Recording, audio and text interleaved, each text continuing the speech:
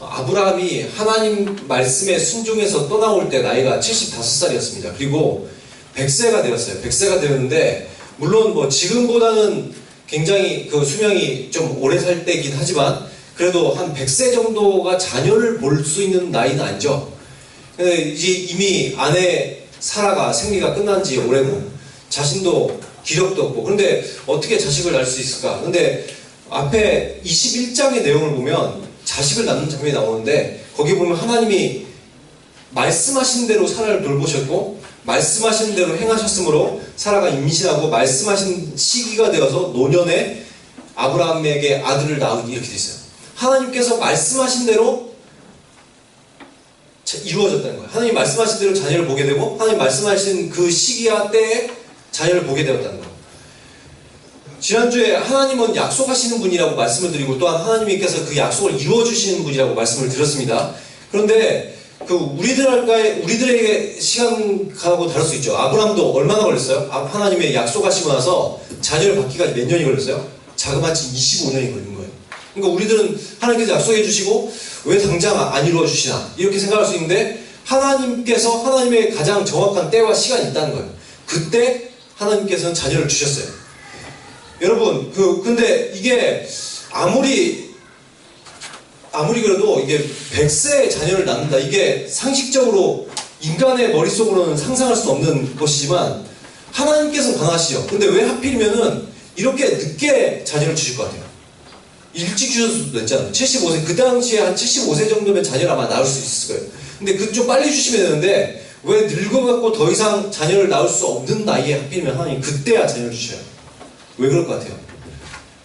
세상적인 어떤 방법이나 내 힘과 내 능력으로 하는 것이 아니라 하나님께서 믿는 자에게 이루어 주신다는 거 보이시려는 거예요.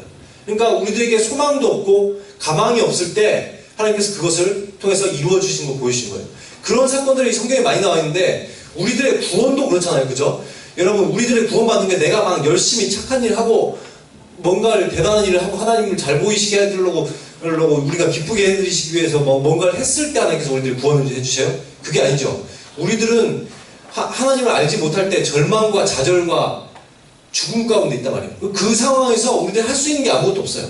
무기력하고 무능력한 우리를 하나님께서 그냥 일방적으로 하나님의 능력으로 살려주신 거예요. 구원해 주시는 거예요. 그것처럼 그 믿는 자들에게 하나님께서 베푸시는 하나님의 은혜, 그것처럼 이 아브라함도 정말 자신의 몸 상태로 보거나 아니면 나이로 봤을 때는 전혀 자질을 가질 수 없어요. 그럼에도 불구하고 하나님을 믿을 때 하나님께서 하나님의 놀라운 일들을, 하나님의 축복을 이루어 주신다는 것을 보이기 위해서 나이가 그렇게 늙은 나이까지 하나님께서 기다리게 하시고 자녀를 주신 것이죠. 이렇게 자녀를 낳고 이름을 이삭이라고 했어요. 이삭이라는 뜻이 우리나라 말로 옮기면 웃음, 이런 뜻이에요. 그러니까 자녀를 볼 때 웃음이에요, 웃음. 그러니까 볼 때마다 웃긴 거죠, 자녀를 보면서. 왜 웃기겠어요? 왜 기분이 웃겠어요, 자꾸? 기분이 좋은 거예요. 자기의 낳을 수 없는 나이에 자녀를 주셨으니까 얼마나 기쁘겠어요.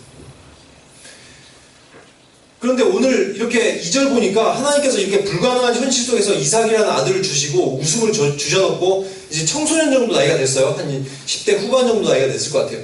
근데 그때 하나님이 나타나셔서 다시 이런 말씀 하신 거예요. 내 사랑하는 독자 이삭을 모리아 산에서 번제로 드리라는 거예요.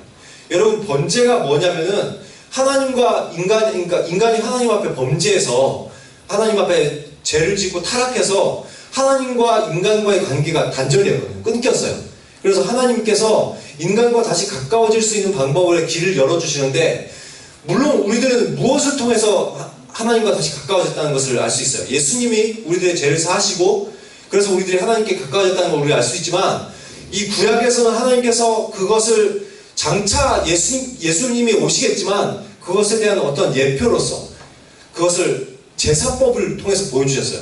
언젠가는 너희들의 죄를 대신해서 죽을 사람이 있는데 그 사람이 이렇게 이 동물처럼 피를 흘려야 된다, 이걸 보여주기 위해서.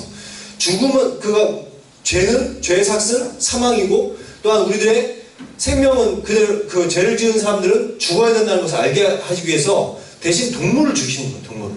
그게 제사법인데, 거기에서 번제라는 제사가 있어요. 여러 가지 제사 중에서. 근데 번제는 이렇게 동물을, 내 죄를 대신해서 동물을 잡는다는 의식을 치르는 건데, 이 동물을 이렇게 잡아봅니다. 잡아서 얘를 목을 따요. 그리고 나서 이제 그 껍질을 벗기는 거죠. 껍질을 벗기고 다 각을 떠요. 이렇게 도막을 내는 거예요.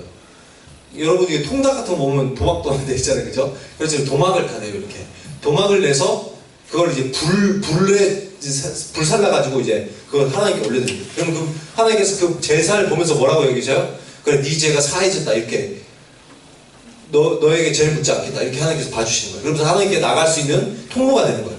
이런 제사법인데 하나님이 갑자기 어느 날 나타나서 네 아들을 번제로 드리라 이렇게 얘기하는 거예요. 그럼 여러분이 만약에 부모의 입장으로 생각을 해봅시다.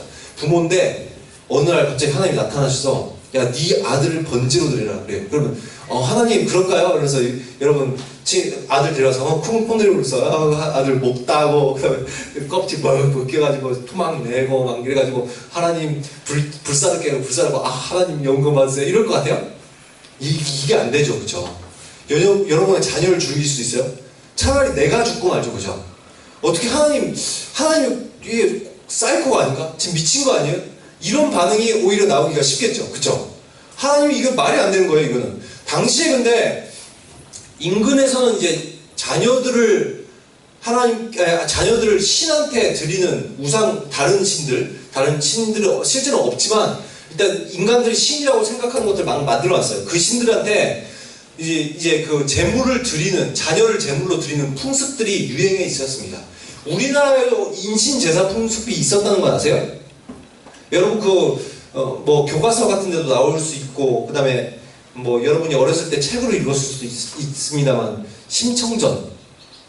심청전이 아름다운 효의 이야기가 아닌 줄 알고 보면 무슨 얘기예요? 인신제사 이야기예요. 그걸 바다에 공양미 300석에 사람을 팔아가지고 그것을 바다에 집어넣는 인신제사잖아요, 그죠? 그리고 다른 것들 보면 뭐 제주도라든지 이런 데 풍습도 뭐 동굴에다가 사람을 가둬서 죽게 만들고 이런 풍습들이 있었어요. 그러니까 이렇게 아니면 다른 나라들도 보면 그런 것들 많죠. 배를 이제 뱃사람들이 나가야 되는데 사람들을 한 명씩 바다에 던지면 이제 파도가 잠잠케 된다든지 이런 것들이 다 뭐예요? 인신제사죠.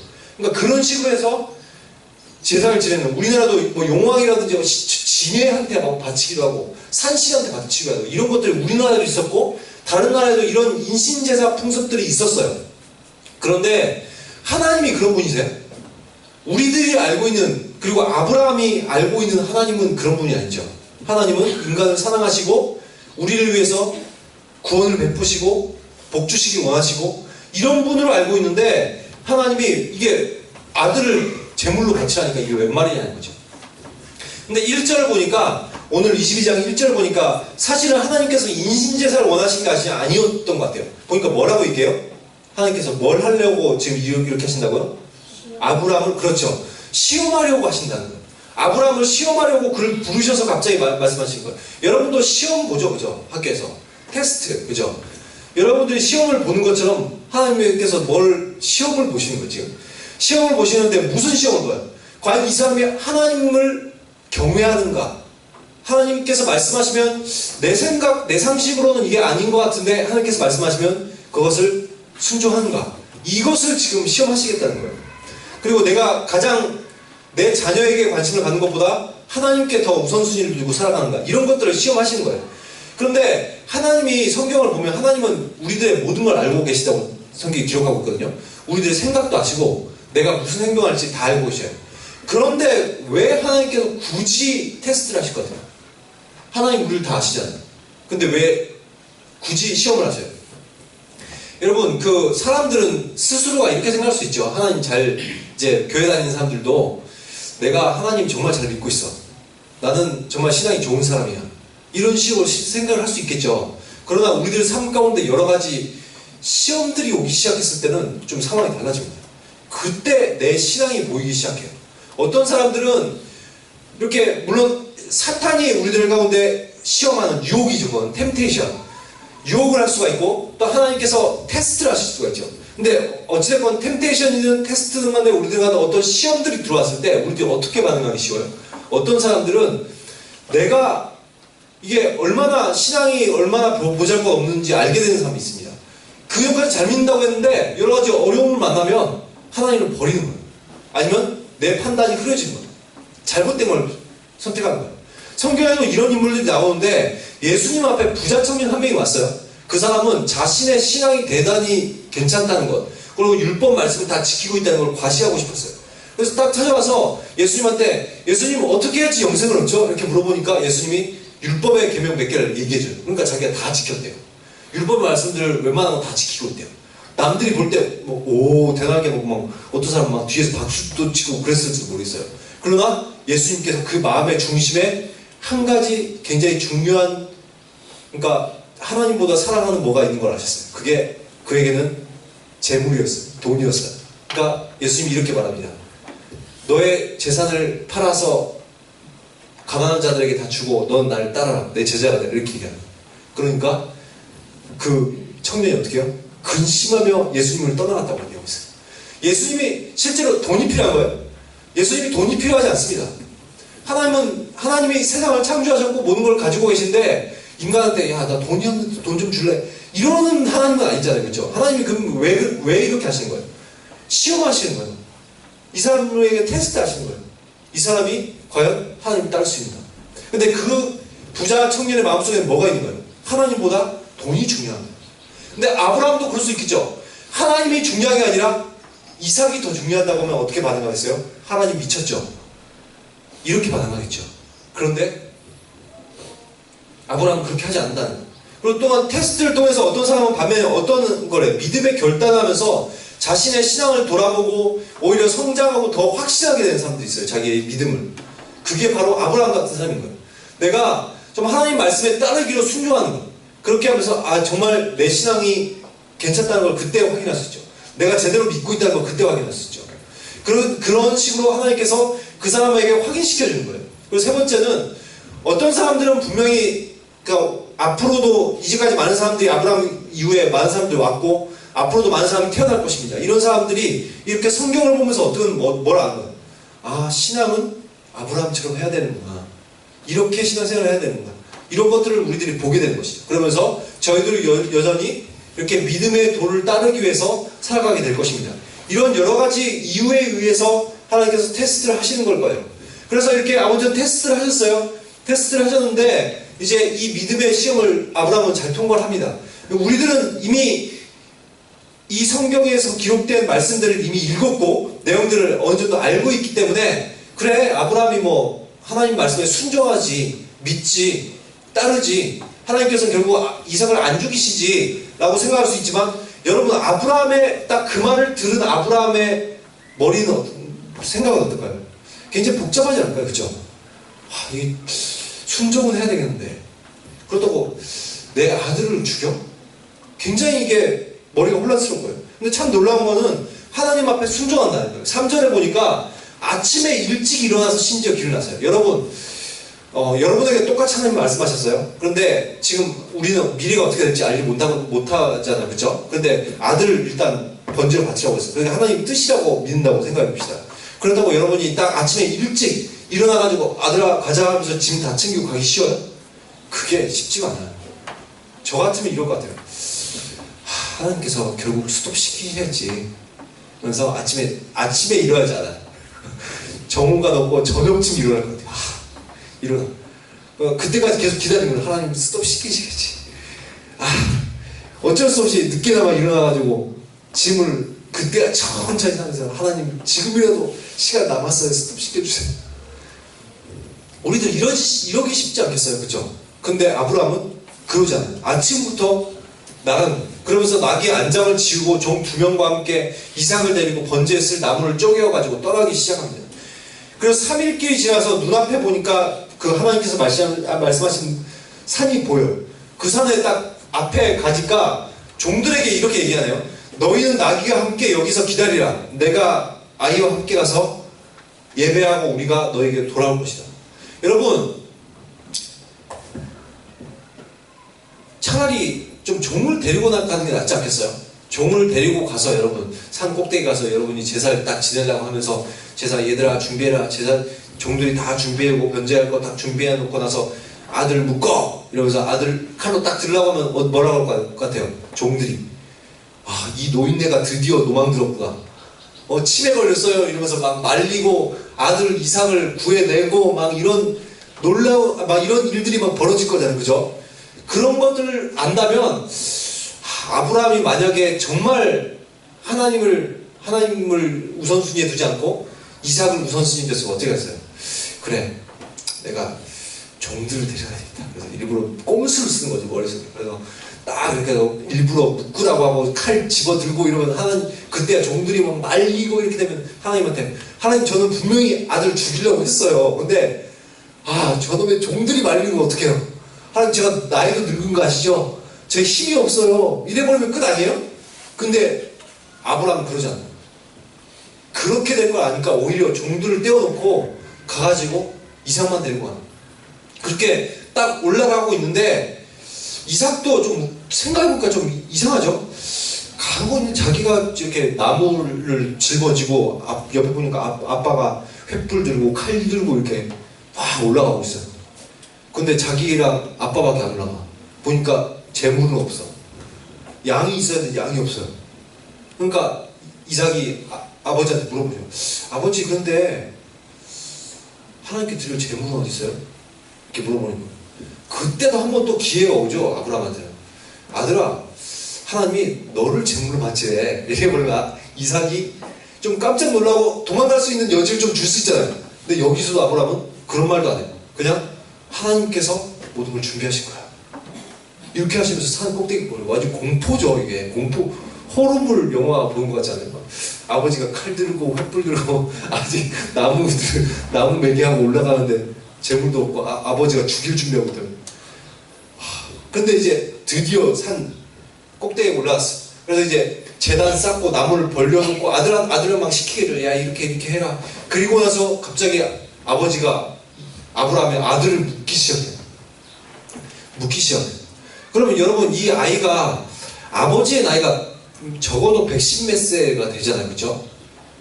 나이가 좀 어느 정도 늙었고, 그리고 여러분 나이 정도가 이삭이라고 생각해 봅시다. 그러면 여러분이 힘이 세요? 아니면 노인이 힘이 세요? 누가 힘이 세? 노인이 힘이 세? 내가 힘이 세죠. 그러면은 이삭 같으면 이삭이 어떻게 할 수가 있어요? 드디어 우리 아빠 미쳤구나. 그래서 밀어버리고 거기서 아버지를 세게 밀어가지고 넘어뜨리고 다치게 하든, 아니면 더 심지어 나쁜 사람 같으면 어떻게 하겠어요? 아버지를 죽여버릴 수도 있겠죠, 그렇죠? 그리고 나서 자기가 열심히 도망쳐 나가서 종들한테, 야, 가자, 드디어 우리 아버지가 미쳤어, 내가 우리 집에 가장이 돼야 되겠다, 이러면서 얼마든지 할 수 있겠지만 이삭은 또 가만히 있어. 묶여가지고 자기도 그냥 하나님 나를 번제로 만드시려는 것보다, 이러고 나서 그냥 거기 재물이 되려고 준비하고 있는 거예요. 여러분, 이 사람들의 신앙이 어느 정도인지 아시겠어요? 아브라함은 자기보다 자녀를 원래 더 사랑하잖아요, 부모님을. 그죠? 그런데 자기보다 더 소중한 자녀를 갖다가 하나님 앞에 아낌없이 드리려는 이 아브라함의 마음. 그리고 이삭은 또 어떤 마음이에요? 심지어 자기가 죽음을 당할 위기에 처했음에도 불구하고, 만약 하나님께서 나를 받으신다면 하나님, 저를 기꺼이 드리겠습니다, 이런 마음을 보이고 있는 거죠. 이들은 죽음까지도 초월한 신앙을 가지고 있는 거예요.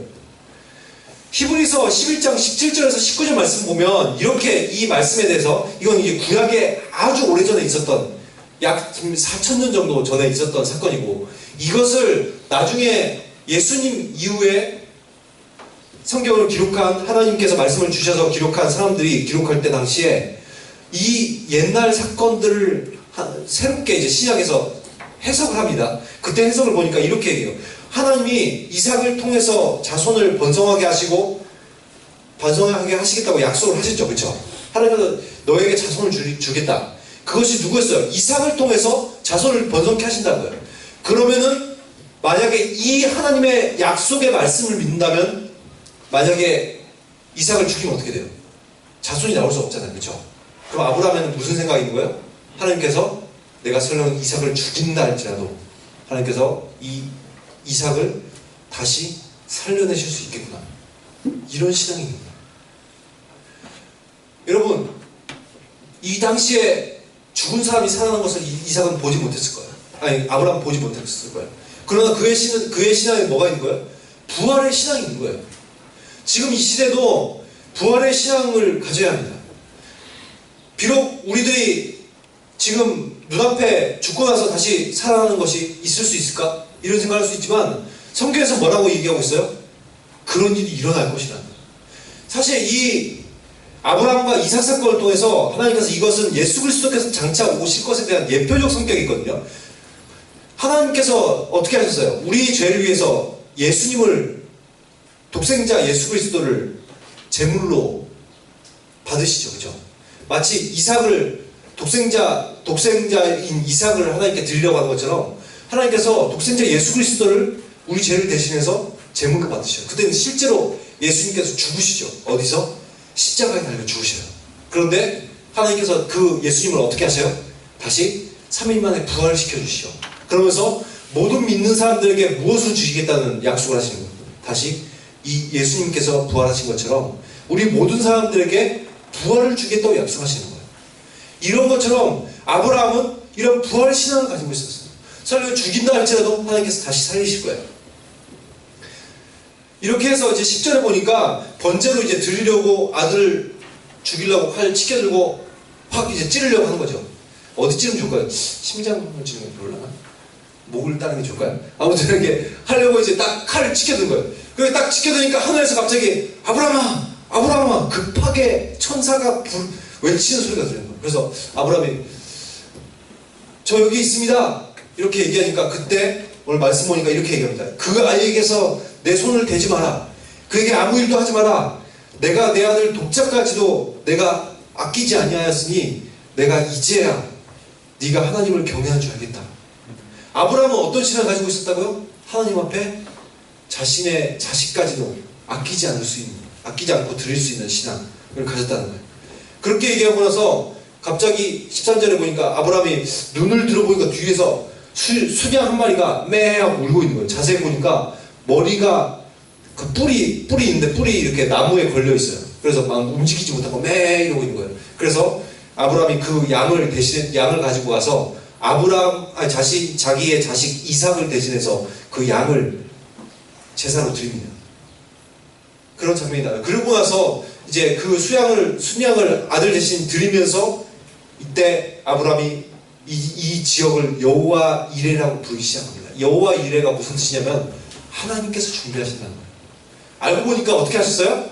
하나님이 아들을 이삭을 바치라고 했지만 실제로는 이삭을 받을 생각이 있으신 거예요? 그럴 생각이 전혀 없어요. 하나님 어떻게 하시려는 거예요? 단지 테스트해 보시는 건데 하나님 그 전에 뭘 하셨어요? 이미 다 준비해 놓으셨어. 이미 제물까지도 다 준비해 놓으셨어요. 양을 거기에 머리에 딱 거기 뿔이 나무까지 걸려있게 해놓고 딱 거기 딱 대기시켜 놓으셨어요. 그래서 어떻게 하시기까지? 아브라함이 최종적인 믿음을 보이기까지 딱 보고 있다가 준비 다 해놓으시고 딱 보여주시는 거예요. 여러분, 하나님께서 우리들에게도 이런 믿음의 시험을 하실 때가 있어요. 근데 우리들이 어때야 되는 거예요? 이런 아브라함 사건들을 보면서 우리들도 하나님께서 우리들의 인생 가운데 결코 나쁜 걸 주시는 분이 아니시지. 그렇다면 우리들에게 여러 가지 간혹 내 생각으로는 이해가 가지 않는 것을 하나님께서 요구하신다 할지라도 어때야 되는 거예요? 하나님 말씀을 저희들이 믿습니다. 하나님께서 약속하신 것을 믿습니다. 저희 인생을 열어주실 걸 믿습니다. 그렇다면 저희들에게 지금 이것이 저희들이 생각할 때는 아닌 것 같지만 하나님 말씀하신 저희들이 순종하겠습니다. 예를 들어서 주일 성수 같은 것도 마찬가지죠. 주일에 예배 드리는 것도 하나님 세상 사람들은 공부를 하고 이 시간에 많은 시간들을 더욱더 열심히 자기 일을 위해서 사용하지만 그러나 하나님께서 주일날은 예배 드리라고 말씀하셨으니 그렇게 할 때 저희들에게 더욱더 은혜 주실 줄 믿습니다. 저희들의 인생을 더욱더 열어주실 줄 믿습니다. 성경에 기록된 대로 저희들이 하나님께서 하여 주실 줄 믿습니다. 이렇게 신뢰하고 나갈 수 있겠죠. 그렇게 했을 때 하나님의 약속은 뭐예요? 다시 한번 보니까 17절에 다시 또 약속해 주시는 거예요. 이미 약속을 해주셨어요. 아브라함이 설령 불순종했다 할지라도 하나님께서 이 약속들은 지키셨을 것입니다. 그럼에도 불구하고 아브라함이 이 약속을 지킬 때 하나님께서 더 기뻐하시는 거예요. 그러면서 이렇게 다시 약속해 주시는 거예요. 너에게 큰 복을 주고 자손을 번성케 하고 심지어 메시아를 너의 후손 가운데 주겠다는 거예요. 이 대적의 문이라는 의미가 결국 장착으로 메시아를 상징하는 거예요. 그래서 메시아가 그의 후손 가운데 나와서 인류의 그런 대적인 사탄을 결박하고 완전히 최종적인 승리를 거두게 하실 그것을 보여주신 거예요. 그러면서 또한 너를 통해서, 너의 후손을 통해서 만민이 복을 받게 하겠다. 이런 하나님의 약속을 다시 해주시고 계신 장면을 우리들이 보고 있습니다. 저희들도 늘 하나님께 우선순위를 두고 늘 하나님의 약속을 믿고 하나님께 순종할 수 있는 삶이 되었으면 좋겠습니다. 그렇게 살 때 하나님께서 여러분들의 이 성경에 기록한 하나님의 많은 약속들을 여러분 삶 가운데 이루어 주시고 여러분들의 삶도 아브라함처럼 복받은 삶이요 또한 다른 사람들에게 선한 영향력을 미칠 수 있는 다른 사람들에게까지 복을 줄 수 있는 인생이 여러분들의 인생이 될 줄 믿습니다.